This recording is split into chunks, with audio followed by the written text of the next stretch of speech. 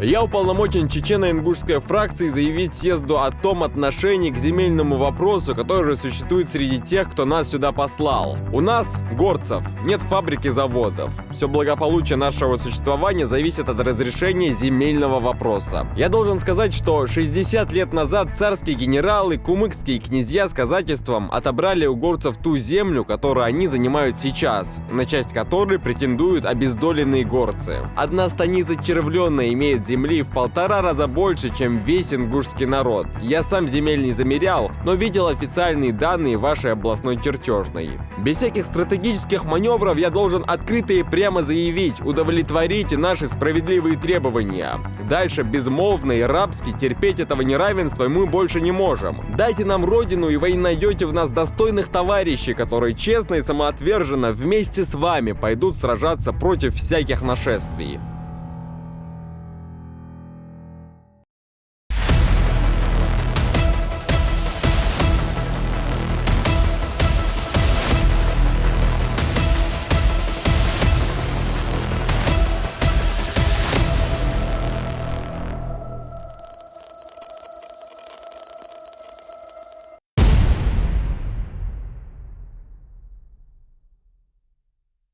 Однажды, 29 мая в 1918 году, на Третьем съезде народов Терека с такой пламенной речью выступил совсем молодой, но уже довольно-таки известный революционер Асланбек Шарипов. Его короткая, но бурная деятельность не только как общественника и как командира Чеченской Красной Армии, но и как публициста и как переводчика в силу разных причин так и не была до конца изучена и достойно оценена современным обществом. Когда как архив, в котором сохранились его статьи и речи, не может не удивлять смелостью суждений и глубоким анализом событий в жизни чеченского народа.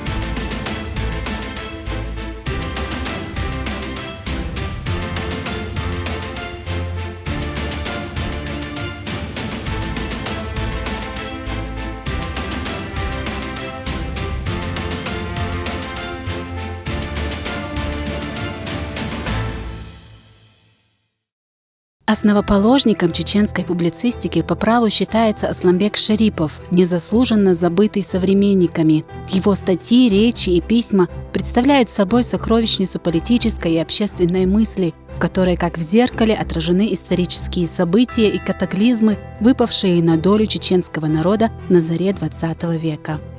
Его имя прям золотыми буквами вписано в историю гражданской войны России. Самый судьбоносный момент чеченской истории, общероссийской истории, это вот личность Асланбека, когда себя проявила и показала во всей красе. Он вождь чеченской бедноты, его так и называли. Он один из самых, во-первых, был молодых, был революционером. Когда была революция 1917 года, ему 20 лет, это юноша. Когда он погиб в сентябре 1919 года, ему было всего 22 года. Это был просветитель, один из первых чеченских просветителей. К сожалению, наша молодежь не знает, кто такой Асланбек Шарипов.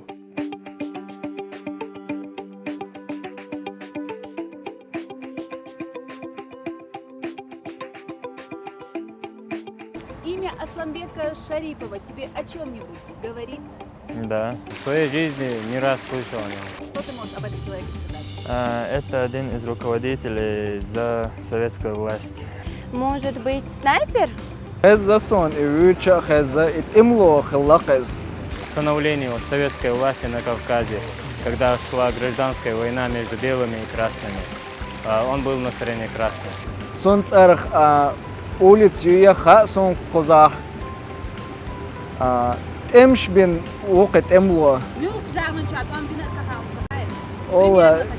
Им точно революционер? С этим именем какие-нибудь места, может быть, в республике связаны? Что-нибудь про это знаешь?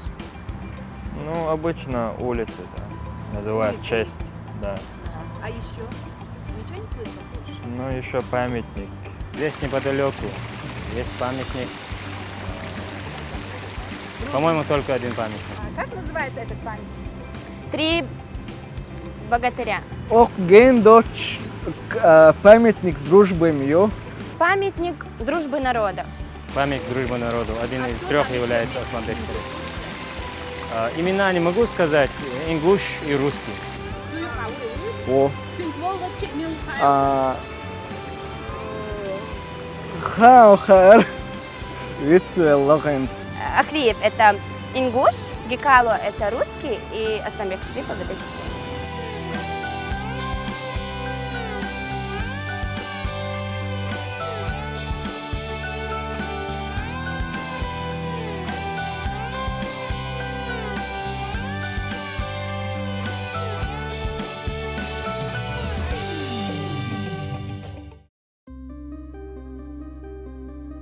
Личность Асланбека Шарипова, довольно-таки яркая в истории чеченского народа, вызывает уважение у многих.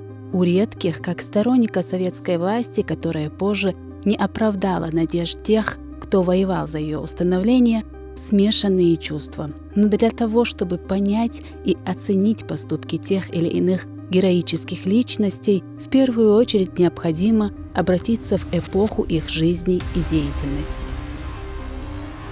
Сегодня, когда говорят о том, что это революционер, который принимал только Красную армию, революцию, на самом деле это неправда. Это был глубоко верующий молодой юноша. Кстати, когда он обучался в Полтавском училище, военном училище, во время намазов он закрывался в комнате и 5 раз на день он молился. Об этом есть воспоминания сослуживцев, с которым он служил в этом военном училище. Говорить об Асланбеке надо, естественно, с самого начала, то есть с момента его формирования. А формирование Асланбека – это, естественно, семья. Вот вообще все братья Шариповы – это были талантливейшие люди, это были драматурги, это были первые режиссеры, это были люди, которые связали свои жизни с гуманитарной, духовной составляющей жизни чеченского народа. Он родился в 1897 году. В публикациях пишется, что он родился в Сижин-Юрте, хотя он выходец от Шатойского района. Дело в том, что по административно-территориальному устройству того времени, конца XIX века, Чечня, разбитая на округа, входила в состав Терской области. Был в том числе и Веденский округ. Отец Асланбека Шарипова, Джемалдин, говорят, служил в администрации начальника округа, переводчиком. Ему был присвоен чин подпоручика, то есть он был офицером. А вскоре он с семьей переехал в город Грозный.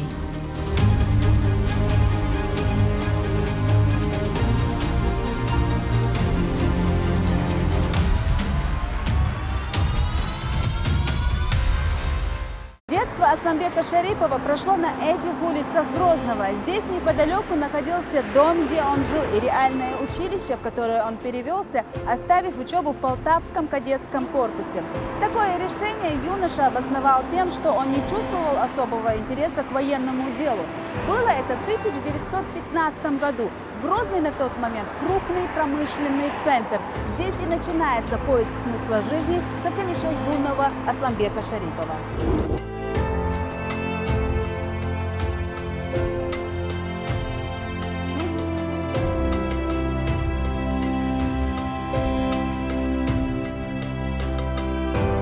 Тогда это училище – одно из самых престижных заведений. Не каждый мог себе позволить здесь учиться, а слушателей чеченцев можно было пересчитать по пальцам.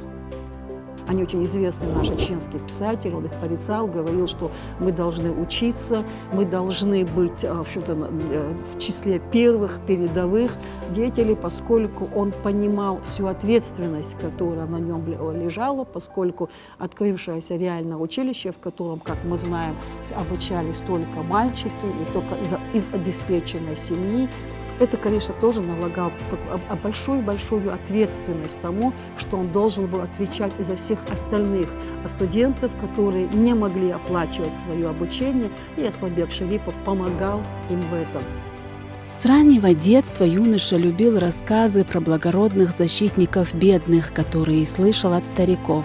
Позднее, когда он окунулся в мир русской литературы, Асланбек Шарипов нашел схожесть идей свободолюбия и человечности в родном фольклоре и в произведениях русских писателей о Кавказе.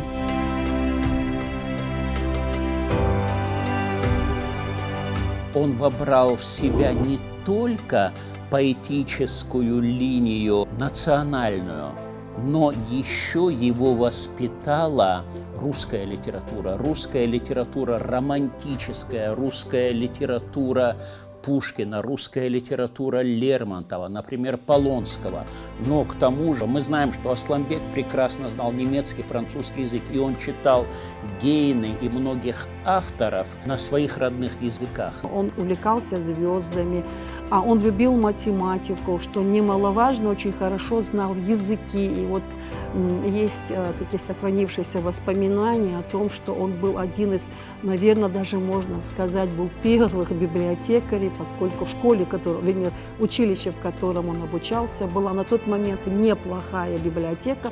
Он был почетным, был читателем этой библиотеки, даже помогал библиотекарше, которая была по совместительству была учителем немецкого языка, помогал ей в расстановке книжного фонда вот реального училища, в котором Асланбек Шарипов обучался.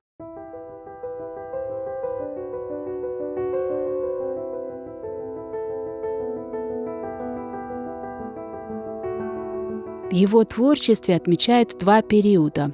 Первый, предшествовавший Октябрьской революции, время литературной учебы и накопления опыта. Когда мы говорим о просветительской деятельности, то, конечно, безусловно, мы должны отметить, в числе первых переводил известных поэтов Пушкина, Лермонтова, переводил на чеченский язык. Его первые переводы, к сожалению, они утеряны, они не сохранились. Единственные сохранившиеся переводы Асланбека Шарипова, правда уже на русский язык, это 3 народные песни «Абрек-Киха», «Юсуп сын Мусы» и «Асир-Абрек», вошедшие позднее в отдельный сборник. Собственно, в них ярко и проявилась творческая одаренность Шарипова.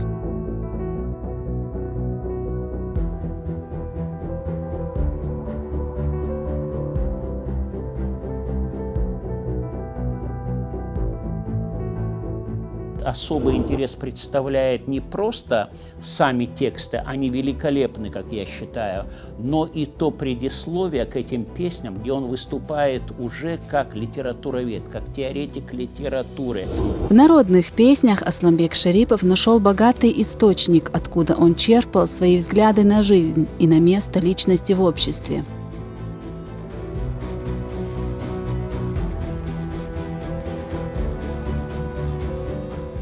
Все без исключения читатели профессиональные этих песен, они отмечают, что у него прекрасное мастерство, это портретное его мастерство. Он пишет такие, создает портреты, что диву даешься. Причем в этих песнях он отмечает грядущие проблемы, которые могут опуститься на его народ, на его людей с приходом вот этого капитала.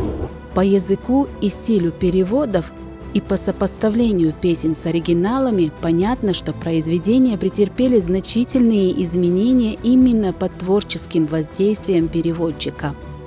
В предисловии к этим песням он пишет, что «считаю не лишним добавить, что переводчик имел целью дать понятие о духе и психологии песен, а форма, стиль и отдельные выражения и эпитеты перевести точно оказалось невозможным, по крайней мере для него.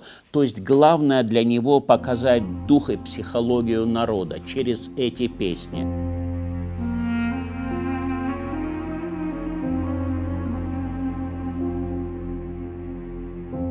И гневно, быстро переворачивается Юсуп, а сердце торжествует, сердце добилось своего. И продолжает грозить побежденный Юсуп: «О сердце, Не слушаешь ты меня, не даешь мне покоя. Так брошу я тебя в огонь, в бурю борьбы и страданий. Брошу тебя навстречу русским смертоносным ружьям. За Терек в грозные русские крепости помчу я тебя. И на грани между жизнью и смертью буду испытывать храбрость твою. И бросил Юсуп постель, и вооруженный с ног до головы нырнул в ночную тьму.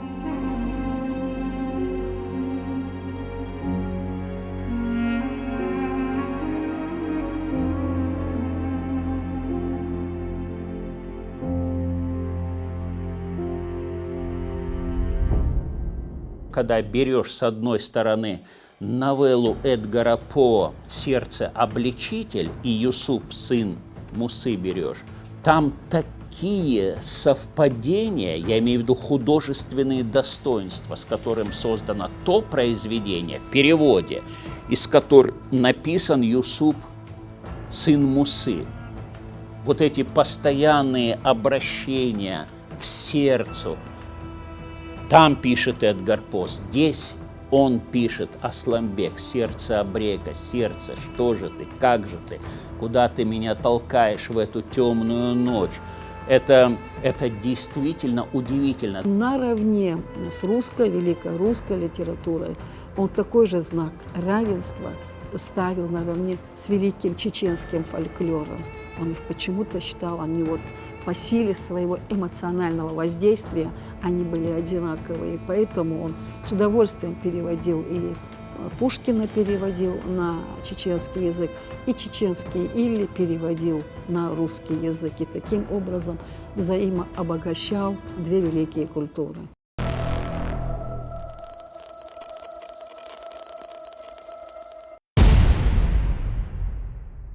Между тем, в связи с затянувшейся Первой мировой войной и хозяйственной разрухой, государству становилось все труднее обеспечивать города продовольствием и содержать армию. Росло недовольство среди населения и в войсках. А в начале марта 1917 года были введены продовольственные карточки, а также временно приостановил свою работу Путиловский завод. В результате 36 тысяч рабочих остались без средств к существованию. В знак солидарности с ними во всех районах Петрограда прошли стачки. 23 февраля на улицы Петрограда вышли десятки тысяч рабочих. Через несколько дней произошли первые столкновения забастовщиков с полицией и жандармерией. Сотни людей были убиты или ранены, многих арестовали. 1 марта новая власть была установлена в Москве, а в течение месяца и по всей стране. Это был период стремительных событий, когда чуть ли не каждый день проводились всевозможные съезды и встречи и создавались новые организации. Период обострения социальных проблем, которые не решались десятилетиями. Они в какой-то степени и вызвали обе революции 1917 года, а вслед за ними и гражданскую войну. Приход к власти Временного правительства и Совета рабочих, солдатских и крестьянских депутатов создал в стране ситуацию двоевластия. Начался новый этап борьбы за власть между ними. В начале марта 1917 года представители горской элиты, в том числе Топа Чермоев, тогда административным центром Терской области был город Владикавказ, провели собрание и создали Временный Центральный комитет Союза объединенных горцев Северного Кавказа и Дагестана. Это была структура, призванная координировать общественную политическую жизнь в Терской области. И тогда же родилась идея создания Союза объединенных горцев как национально-государственного образования. К этому времени относится следующий этап в развитии творчества Шарипова, в ходе которого развиваются его организаторские и ораторские способности, возрастает умение дать четкую и ясную оценку классовому размежеванию народа.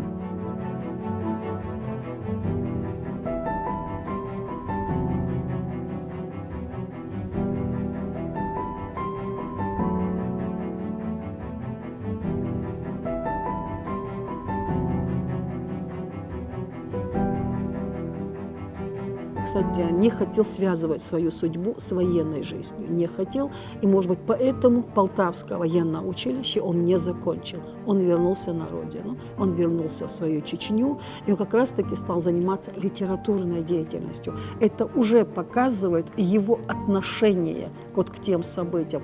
С другой стороны, он хорошо понимал, что юг, Кавказ, Северный Кавказ, где мы видим здесь идущая банда Бечерахова, события вот с тем же Антоном Деникиным, когда надо был Врангелевский, захват идет Кавказа, и он понимал, что должен был человек, который должен был возглавить эту чеченскую бедноту. В историю чеченской литературы он вошел как не просто литератор, но как прежде всего публицист, как пламенный трибун. Почему так получилось?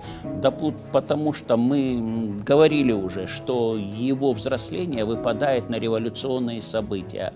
А Чечня, это в масштабах Российской империи, это действительно был клубок противоречий, и такой пламенный и страстный патриот не мог оставаться в стороне от тех событий, которые происходили. Видимо, когда твой народ, твою республику, твой край захлестнула эта волна этого мессива войны, этой революции и так далее, несправедливости, и как самый настоящий чеченец, истинный патриот Асланбек Шарипов просто не мог стоять в стороне.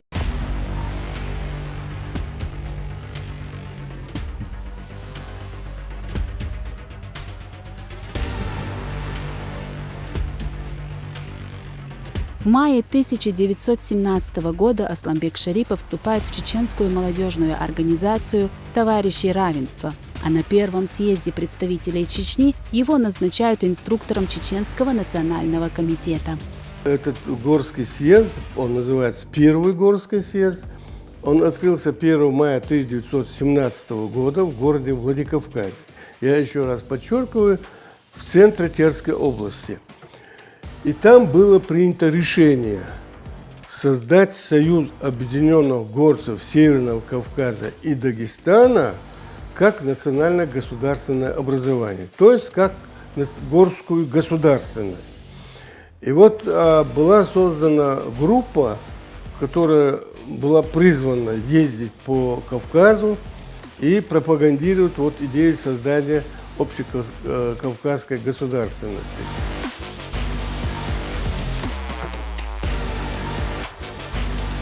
В это время он искренне верит, что после февральской революции горцы действительно приобретут самостоятельность, без разделения на классовые группы, и он принимает активное участие в деятельности Союза объединенных горцев.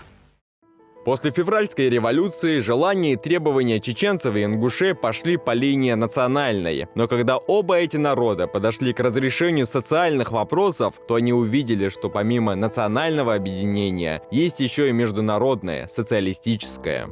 Для вовлечения абхазцев в Союз объединенных горцев в августе 1917 года Асланбек Шарипов был направлен в Абхазию. Здесь он проводит заседания в отдельных селах, а также сам участвует в заседании Абхазского окружного совета. Нам, горских коммунистов, работавшим в Сухуми, вспоминал позже об этом периоде большевист Эшби, пришлось выступать и против Шарипова, и против откровенных националистов, и поддерживать большевистский лозунг «Власть Советом рабочих и крестьянских депутатов». Но, признаться, нам импонировало честное и откровенное выступление Шарипова куда больше, чем выступление социал-шовинистов. Ефрем Эшба – это партийный государственный деятель Абхазии. Он, кстати, был старше Асланбека Шарипова на 4 года. Он достаточно был образованным человеком, выпускник юридического факультета Московского государственного университета, но его политическая ориентация – это большевизм. Но Асланбек Шарипов, молодой человек, которому 20 лет, он пропагандировал в этот период идеи, которые родились в кругах горской элиты. Поскольку Ефрем Эшба был большевиком, конечно, он не разделял политические взгляды Топочермоева и его соратников. Но, несмотря на это, у них сложились такие дружеские отношения, и Ефрему Эшбу за короткий срок удалось переубедить, переформатировать, если говоря современным языком, политические взгляды Асланбека Шарипова. Оттуда он вернулся уже с большевистскими взглядами. Его задача, его цель была это просвещение чеченцев. Есть такие разговоры о том, что, дескать, даже вот с контекста «я мюрид революции», что мюридами, как мы знаем, могут быть только те мюриды, которые сегодня возглавляют какие-то религиозные такие события. На самом деле он имел в виду мюрид революции не как вот в том в понимании, в котором мы сегодня говорим, а в том, что да, я сегодня впереди вот той части бедняков, которые за мною идут. А вскоре по возвращении из Абхазии Асланбек Шарипов окончательно убеждается в контрреволюционности Союза Объединенных Горцев. Видит, как все более усиливалось недовольство чеченской бедноты политикой богачей. И главным образом оно было связано с земельным вопросом.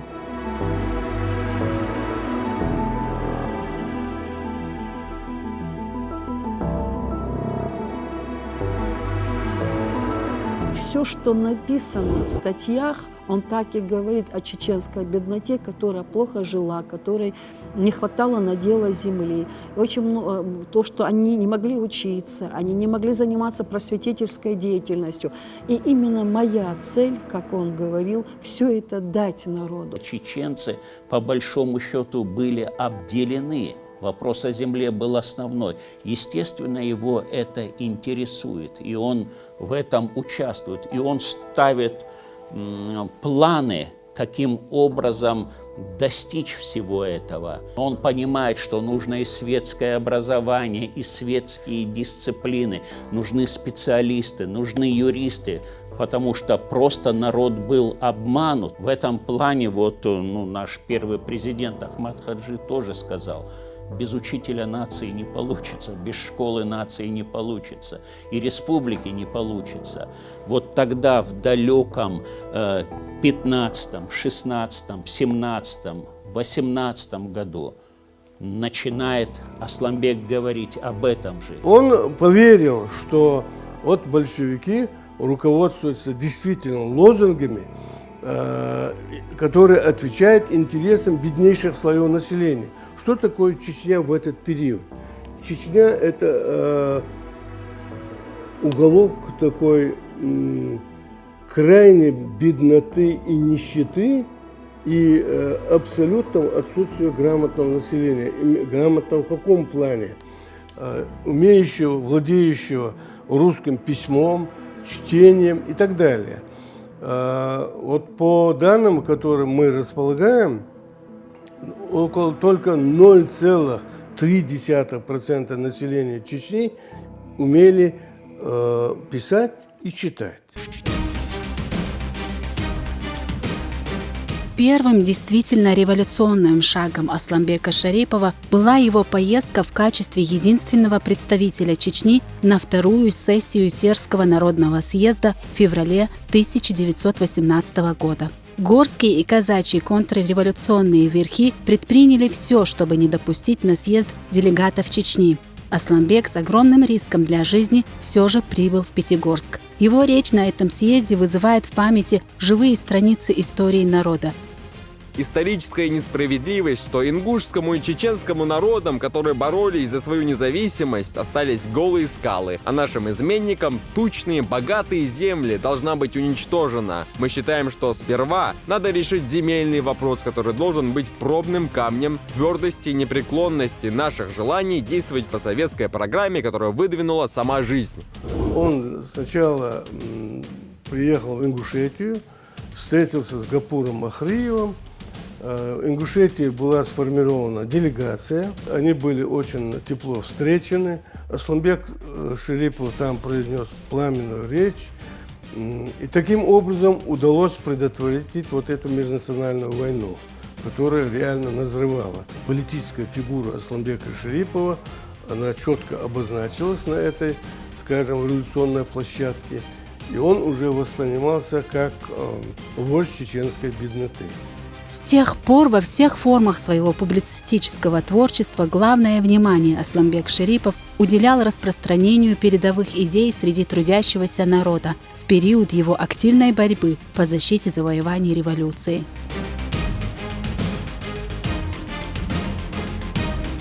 Благодаря Великой Русской революции мы получили ту прекрасную свободу, за которую столетиями бились наши предки и кидались на штыки побежденные. Вот в этих статьях и речах он выступает как пламенный патриот.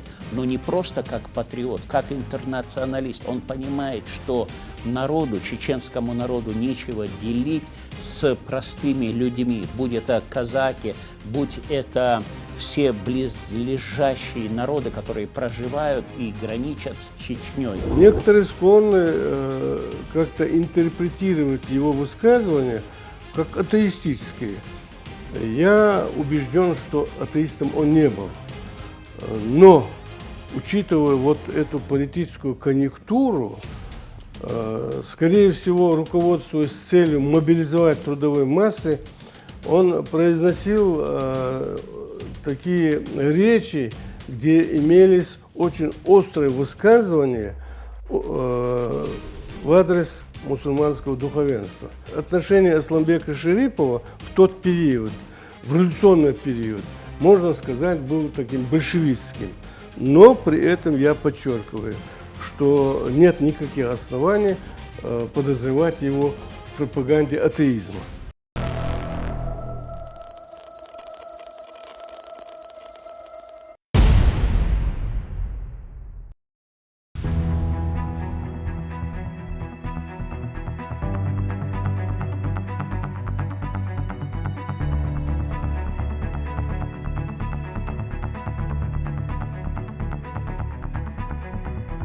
11 августа 1918 года начался один из самых кровопролитных эпизодов гражданской войны не только в Чечне, но и во всей России. Стодневные бои за Грозный. Солдаты Чеченской Красной Армии защищали от белоказаков каждую улицу, каждый дом. С обеих сторон принимало участие несколько десятков тысяч человек, из которых погибло более 4000. Проспект имени Владимира Путина – центральная улица Грозного протяженностью 1240 метров. В те годы разделяла станицу Грозненская от крепости Грозная и называлась улица Граничная. В период гражданской войны она была своего рода линией фронта между красными и белыми, а после победы Красной Армии была переименована в улицу имени 11 августа. В 1973 году здесь был открыт символический монумент героям гражданской войны, который называется «Памятник дружбы народов».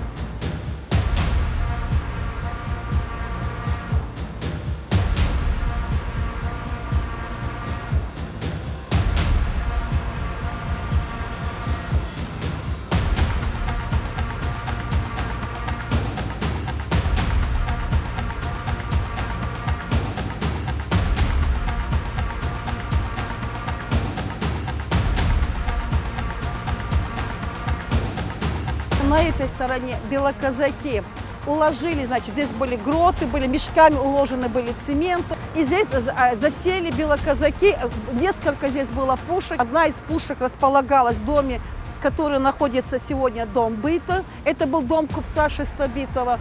Вторая пушка располагалась в доме купца Крыликова. Вы представляете себе, как они простреливали ту сторону. И вот как раз-таки на этом небольшом отрезке земли, так сказать, этой улицы, шли ожесточенные бои. В 22 года он создает чеченскую Красную Армию, где, по самым скромным подсчетам, на тот момент было до 3000 бойцов. Вы представьте, 22-летний парень своей железной волей собирает в кулак дисциплинированную армию, которая участвует во всех сражениях. Когда возникла опасность окружения города, его армия первая пришла на помощь и обеспечила коридор, по которому рабочие отряды беспрерывно снабжались всем необходимым – оружием, боеприпасами и продовольствием. Вот как писал об этом комиссар военного отдела Совдепа Грозного Сафонов чрезвычайному комиссару Юга России Орджоникидзе. На помощь защитникам города пришла чеченская Красная Армия под командованием Асламбека Шарипова. Пополнение данной армии и защитников города продолжается за счет аульной чеченской бедноты. Конечно, установление советской власти не проходило мирным путем. Очень жестокие это события были. Об этом очень красноречиво свидетельствует книга, которая вышла в 1924 году. Автором является Александр Костерин, называется «1918 годочек». Очень интересная, раритетная книга. Она у нас есть в Национальной библиотеке, электронная копия. Как раз-таки показывает, как вот на эти улицы проходили события, как Асламбек Шарипов со своей армией пробивал оборону, как он легко переходил на эту сторону, где находились белоказаки, как он появлялся, как там по описаниям, как вот ниоткуда, непонятно было, откуда он выскочил, и также непонятно, куда он исчезал. Ровно 3 месяца мучительно бился город. 10-го убежали белые из Атерик, заняли станицу. Собственно, не станицу, а то место, где когда-то раньше была станица. Все сметено, разрушено огнем города. Нет станицы, одни обломки. Промчались беспощадные огневые дни. Или, может, века прошли от былых времен.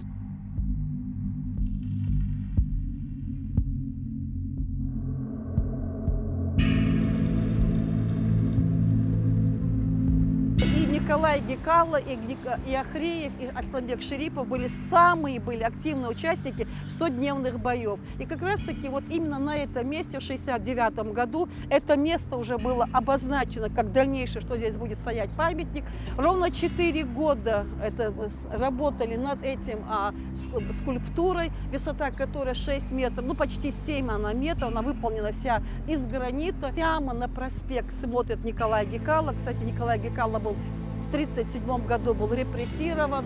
На нас с вами смотрит очень молодой юноша, это Асламбек Шарипов, и по ту сторону у нас Гапур Ахреев.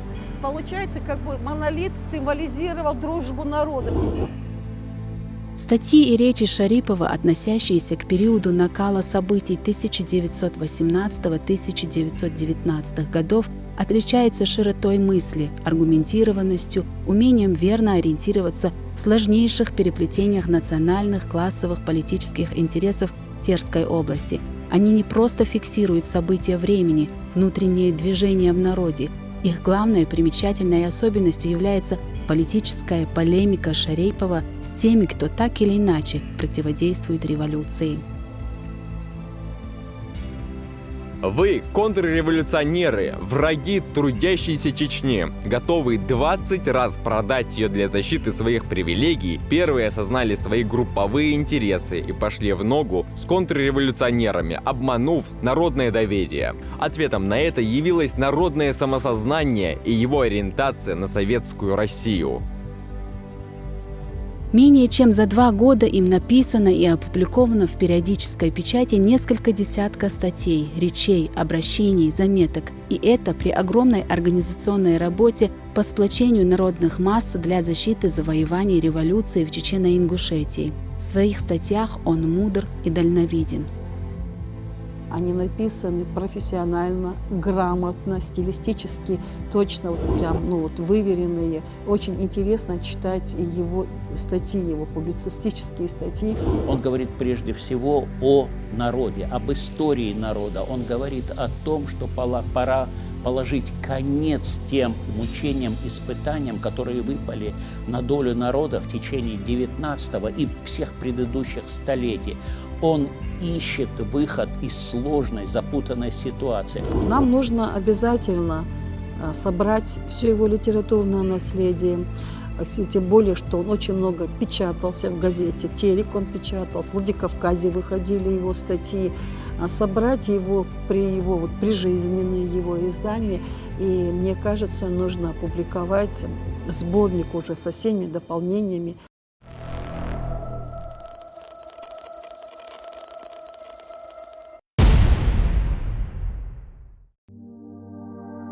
Уже в январе 1919 года в Чечню вошли деникинские войска, совсем скоро прославившиеся своей жестокостью. Красным пришлось оставить город, а в конце года собралась сильная группа терских повстанческих войск под командованием Николая Гекала, и начались бои за освобождение Чечни от деникинских оккупантов. В одном из них, у бывшей крепости Воздвиженской, недалеко от старых атагов, и погиб славный сын чеченского народа Асламбек Шарипов. Будучи в Грозном, Асламбек Шарипов узнал о том, что готовится масштабная провокация, направленная на разжигание военного конфликта между казаками, которые находились в Воздвиженске, и чеченцами близлежащих населенных пунктов. И он решил прибыть в Гойты и повести переговоры мирного исхода казачьим формированиям, которые были дислоцированы в Воздвиженске, сообщили ложную информацию о том, что чеченцы собираются напасть на этот редут. И вот когда Асламбек Шарипов возвращался, казаки пошли в сторону Гойты, а со стороны Гойты им навстречу пошли вооруженные чеченские формирования. И вот, говорят, Асламбек Шарипов бросился вперед, чтобы предотвратить столкновение. Раздался выстрел, и Асламбек Шарипов получил тяжелое ранение. Не приходя в сознание, он там погиб. Это одна версия. Другая официальная версия, что произошло вооруженное столкновение, и вот в бою он погиб.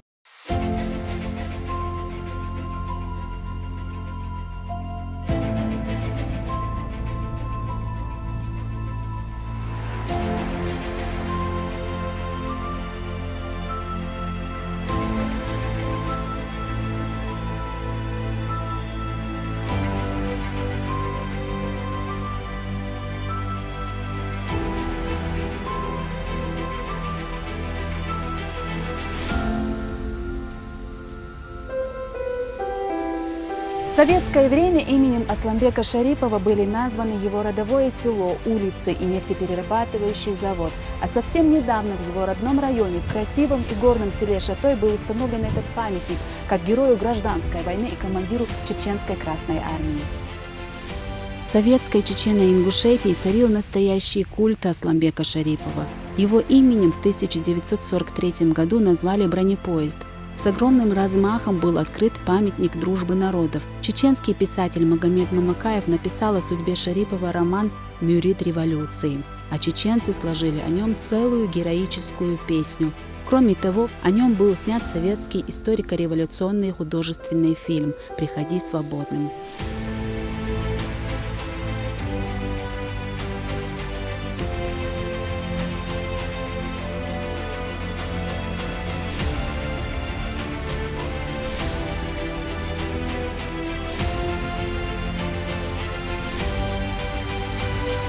Он был похоронен здесь, на территории города Грозного.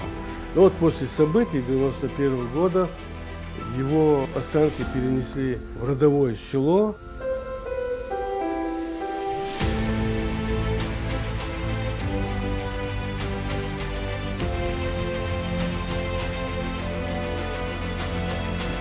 Асламбек Шариповское сельское поселение – одно из горных древнейших поселений Шатойского района, куда входит 7 населенных пунктов.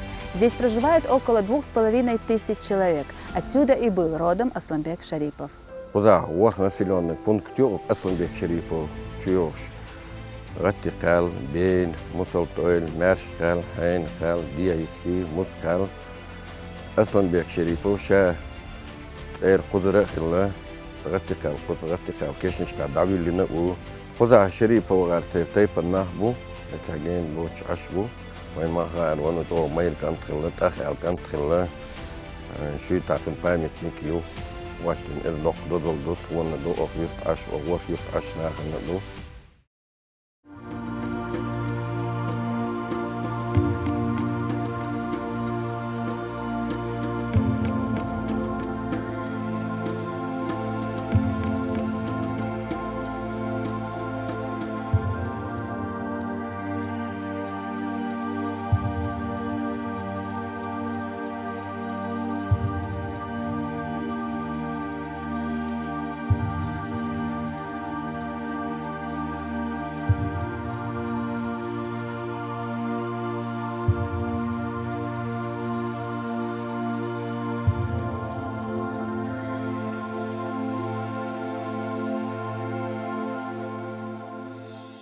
В 2022 году будет 125 лет его рождения. Прожив всего 22 года, этот молодой человек сделал так много для просвещения нашей республики. И сегодня мало кто занимается исследованием его жизни. И, на мой взгляд, его писать о его литературной деятельности, это очень было бы интересно, поскольку это как раз-таки почерк для просветителя. Ведь его имя наравне с Таштамиром Эльдерхановым, тоже один из первых просветителей, Саид Бадуев, Тельмурзаев, Нажаев, Мациев. Это имя стоит в этом же ряду первых просветителей республики.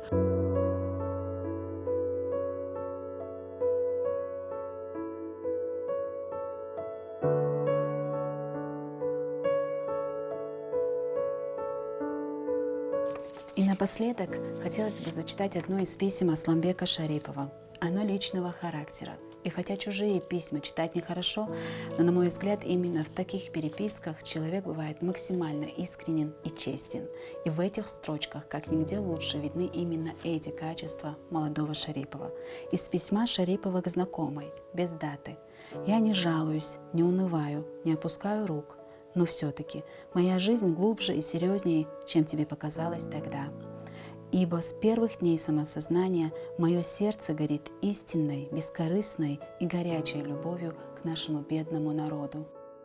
Эта любовь двигает всеми моими поступками. В нее я вложил лучшие из своих духовных и физических сил. Я хотел и хочу, чтобы близкие мои любили меня не за то, что я Асланбек, а за великую любовь и преданность моему народному делу. Я хочу, чтобы меня любили не как мещанина, который в будущем обзаведется семьей и будет полезным членом ее, а как человека, все вплоть до жизни готового отдать за народ. Я хочу, чтобы любящий меня искренне сказал мне: борись, терпи гонения и умри за народ, но не опускай рук, не делайся подобным миллионам слабых и уставших борцов. И тогда даже мертвого я буду любить тебя больше, сильнее. Я хочу, чтобы дорогой для меня человек любил меня за мою готовность жертвовать жизнью и всеми ее радостями для народа.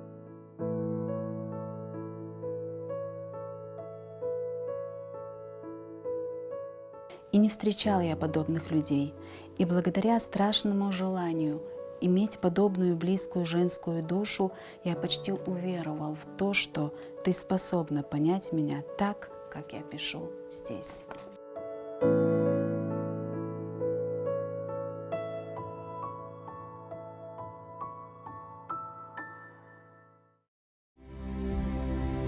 Один шаг, одна пуля, и вот он, конец. Конец пути славного и отважного борца, всем сердцем жаждавшего при жизни лучшей доли для своего народа. К сожалению, до нас не дошли все его труды, стихи, переводы, статьи, но та часть, которая сохранилась, свидетельствует о том, что Асланбек Шарипов был бесспорно талантливым и ярким человеком, достойным представителем своей семьи и своего народа.